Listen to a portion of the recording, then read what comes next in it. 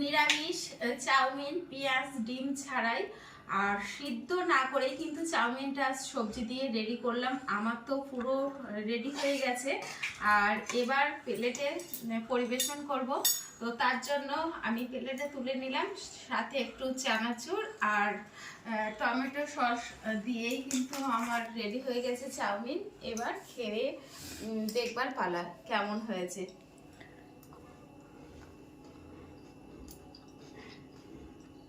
দারুণ টেস্ট।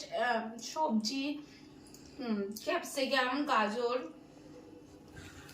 মটরশুঁটি, আলু সব রকম দিয়ে বিনস দিয়েই কিন্তু রেডি করেছিলাম, কিন্তু এতে পেঁয়াজ ডিম ছাড়াই নিরামিষ চাউমিন। তো এই রেসিপিটা জানতে হলে তোমরা যদি দেখতে চাও অবশ্যই আমাকে কমেন্ট বক্সে জানিয়ে আমি রেসিপিটা তোমাদেরকে শেয়ার করব।